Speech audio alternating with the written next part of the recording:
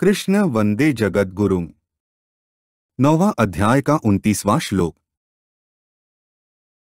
समोह सर्वभूतेषु न मे द्वेष्योस्ति न प्रियः।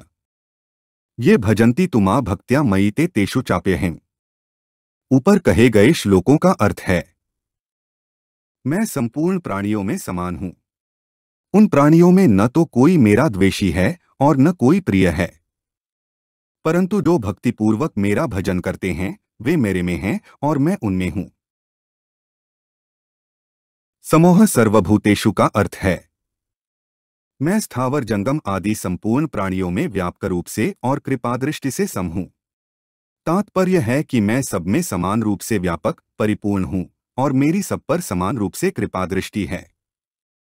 मैं कहीं कम हूं और कहीं अधिक हूं, अर्थात चींटी छोटी होने से उसमें कम हूं और हाथी बड़ा होने से उसमें अधिक हूं, अंत्यज में कम हूं और ब्राह्मण में अधिक हूं। जो मेरे प्रतिकूल चलते हैं उनमें मैं कम हूं और जो मेरे अनुकूल चलते हैं उनमें मैं अधिक हूं। यह बात है ही नहीं, कारण कि सबके सब प्राणी मेरे अंश हैं, मेरे स्वरूप हैं। मेरे स्वरूप होने से वे मेरे से कभी अलग नहीं हो सकते और मैं भी उनसे कभी अलग नहीं हो सकता। इसलिए मैं सब में समान हूं, मेरा कहीं कोई पक्षपात नहीं है। तात्पर्य यह हुआ कि प्राणियों में जन्म से, कर्म से, परिस्थिति से, घटना से, संयोग वियोग आदि से अनेक तरह से विषमता होने पर भी मैं सर्वथा सर्वदा सब में समान रीति से व्यापक हूं, कहीं कम और कहीं ज्यादा नहीं हूं। न मे द्वेष्योस्ति न प्रियः का अर्थ है, पहले भगवान ने कहा कि मैं संपूर्ण प्राणियों में समान हूं, अब उसी का विवेचन करते हुए कहते हैं कि कोई भी प्राणी मेरे रागद्वेष का विषय नहीं है। तात्पर्य है कि मेरे से विमुख होकर कोई प्राणी शास्त्रीय यज्ञ, दान आदि कितने ही शुभ कर्म करे तो भी वह मेरे राग का विषय नहीं है, और दूसरा शास्त्र निषिद्ध अन्याय, अत्याचार आदि कितने ही अशुभ कर्म करे तो भी वह मेरे द्वेष का विषय नहीं है। कारण कि मैं संपूर्ण प्राणियों में समान रीति से व्याप्त हूँ, सब पर मेरी समान रीति से कृपा है और सब प्राणी मेरे अंश होने से मेरे को समान रीति से प्यारे हैं। हाँ, यह बात जरूर है कि जो सकाम भाव पूर्वक शुभ कर्म करेगा वह ऊंची गति में जाएगा और जो अशुभ कर्म करेगा वह नीची गति में अर्थात नरकों तथा 84 लाख योनियों में जाएगा। परंतु वे दोनों पुण्यात्मा और पापात्मा होने पर भी मेरे रागद्वेष के विषय नहीं हैं।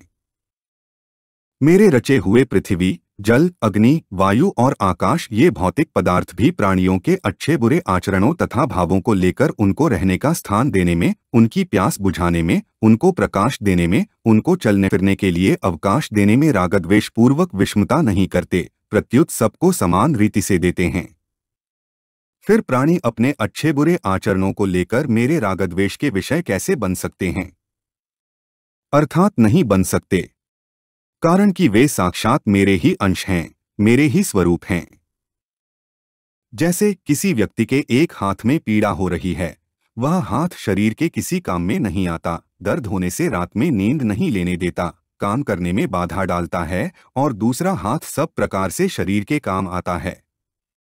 परंतु उस व्यक्ति का किसी हाथ के प्रति राग या द्वेष नहीं होता कि यह तो अच्छा है और यह मंदा है, क्योंकि दोनों ही हाथ उसके अंग हैं और अपने अंग के प्रति किसी के रागद्वेष नहीं होते। ऐसे ही कोई मेरे वचनों सिद्धांतों के अनुसार चलने वाला हो, पुण्यात्मा से पुण्यात्मा हो, और दूसरा कोई मेरे वचनों सिद्धांतों का खंडन करने वाला हो, मेरे विरुद्ध चलने वाला हो, पापी से पापी हो, तो उन दोनों को लेकर मेरे रागद्वेष नहीं होते। उनके अपने अपने बर्तावों में, आचरणों में भेद है, इसलिए उनके परिणाम फल में भेद होगा, पर मेरा किसी के प्रति रागद्वेष नहीं है। अगर किसी के प्रति रागद्वेष होता तो समोह सर्वभूतेषु यह कहना ही नहीं बनता, क्योंकि विषमता के कारण ही रागद्वेष होते हैं।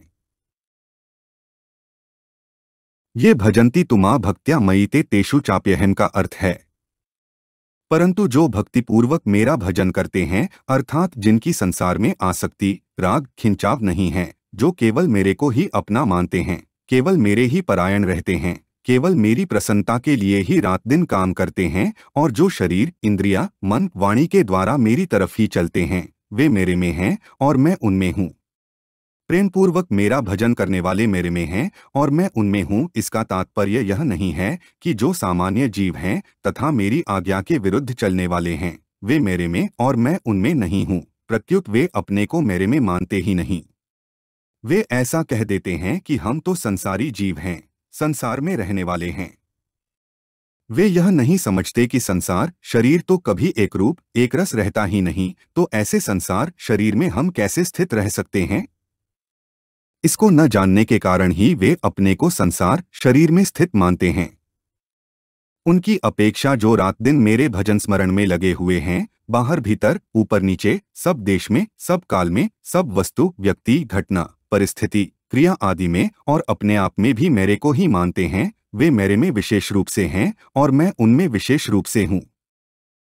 दूसरा भाव यह है कि जो मेरे साथ मैं भगवान का हूँ और भगवान मेरे हैं, ऐसा संबंध जोड़ लेते हैं, उनकी मेरे साथ इतनी घनिष्ठता हो जाती है कि मैं और वे एक हो जाते हैं। इसलिए वे मेरे में और मैं उनमें हूँ। तीसरा भाव यह कि उनमें मैंपन नहीं रहता, क्योंकि मैंपन एक परिच्छिन्नता है। इस परिच्छिन्नता एक देशीयता के मिटने से वे मेरे में ही रहते हैं। अब कोई भगवान से कहे कि आप भक्तों में विशेषता से प्रकट हो जाते हैं और दूसरों में कम रूप से प्रकट होते हैं, यह आपकी विषमता क्यों? तो भगवान कहते हैं कि भैया, मेरे में यह विषमता तो भक्तों के कारण है। अगर कोई मेरा भजन करे, मेरे परायण हो जाए, शरण हो जाए और मैं उससे विशेष प्रेम न करूं, उसमें विशेषता से प्रकट न हो, तो यह मेरी विषमता हो जाएगी। कारण कि भजन करने वाले और भजन न करने वाले दोनों में मैं बराबर ही रहूं, तो यह न्याय नहीं होगा, प्रत्युत मेरी विषमता होगी। इससे भक्तों के भजन का और उनका मेरी तरफ लगने का कोई मूल्य ही नहीं रहेगा।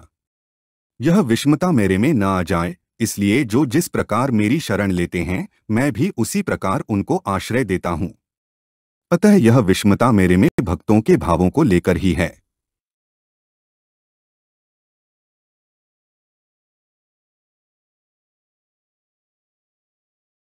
जैसे बिजली के द्वारा कहीं बर्फ जम जाती है और कहीं आग पैदा हो जाती है, तो यह विषमता बिजली की नहीं है, प्रत्युत यंत्रों की है। ऐसे ही जो भगवान में रहते हुए भी भगवान को नहीं मानते, उनका भजन नहीं करते, तो यह विषमता उन प्राणियों की ही है, भगवान की नहीं। जैसे लकड़ी का टुकड़ा, कांच का टुकड़ा और आछी शीशा, इन तीनों में सूर्य की कोई विषमता नहीं है, परंतु सूर्य के सामने रखने पर लकड़ी का टुकड़ा सूर्य की किरणों को रोक देता है, कांच का टुकड़ा किरणों को नहीं रोकता और आछी शीशा किरणों को एक जगह केंद्रित करके अग्नि प्रकट कर देता है। तात्पर्य है कि यह विषमता सामने आने वाले पदार्थों की है, सूर्य की नहीं। सूर्य की किरणें तो सब पर एक समान ही पड़ती हैं। वे पदार्थ उन किरणों को जितनी पकड़ लेते हैं, उतनी ही वे किरणें उनमें प्रकट हो जाती हैं। ऐसे ही भगवान सब प्राणियों में समान रूप से व्यापक हैं, परिपूर्ण है। परंतु जो प्राणी भगवान के सम्मुख हो जाते हैं, भगवान का और भगवान की कृपा का प्राकट्य उनमें विशेषता से हो जाता है। उनकी भगवान में जितनी अधिक प्रियता होती है, भगवान की भी उतनी ही अधिक प्रियता प्रकट हो जाती है। वे अपने आप को भगवान को दे देते हैं, तो भगवान भी अपने आप को उनको दे देते हैं। इस प्रकार भक्तों के भावों के अनुसार ही भगवान की विशेष कृपा, प्रियता आदि प्रकट होती है।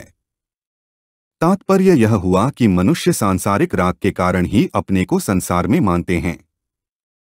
जब वे भगवान का प्रेम पूर्वक भजन करने लग जाते हैं, तब उनका सांसारिक राग मिट जाता है और वे अपनी दृष्टि से भगवान में हो जाते हैं और भगवान उनमें हो जाते हैं। भगवान की दृष्टि से तो वे वास्तव में भगवान में ही थे और भगवान भी उनमें थे।